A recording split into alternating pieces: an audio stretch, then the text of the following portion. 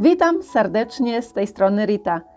Dzisiaj klasyczny przepis na tradycyjny biszkopt, który zawsze wychodzi z 5 jaj bez proszku do pieczenia. Biszkopt jest puszysty, mięciutki i mimo tego, iż nie ma w nim grama tłuszczu, jest wilgotny i taki fajny, mięsisty.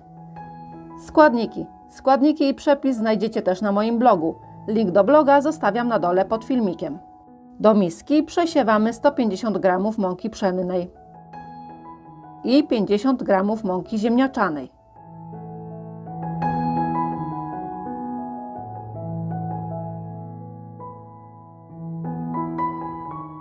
Odstawiamy. Do misy miksera przekładamy 5 jaj o temperaturze pokojowej. Wsypujemy 200 g cukru. Miksujemy na najwyższych obrotach miksera przez minimum 20 minut do uzyskania jasnej i puszystej masy. I tu właśnie muszę zaznaczyć, że kluczem do tego, żeby biszkopt wyszedł, jest czas miksowania. Miksujcie nie krócej niż 20 minut, to wtedy biszkopt na pewno wyjdzie. Będzie stabilny i nie będzie opadał zaraz po wyciągnięciu z piekarnika. Po 20 minutach miksowania wyłączamy mikser i wsypujemy przesiane wcześniej mąki. Wsypujemy w 2-3 partiach i delikatnie mieszamy szpatułką.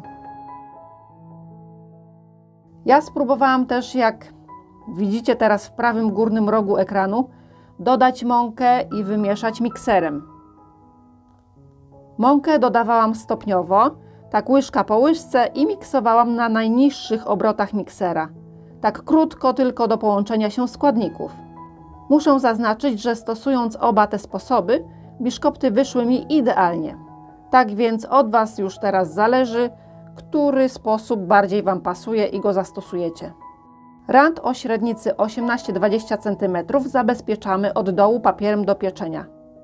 Zamiast rantu możecie użyć wysokiej tortownicy do biszkoptów o tej samej średnicy. Boków rantu ani foremki niczym nie smarujemy. Przelewamy ciasto do foremki.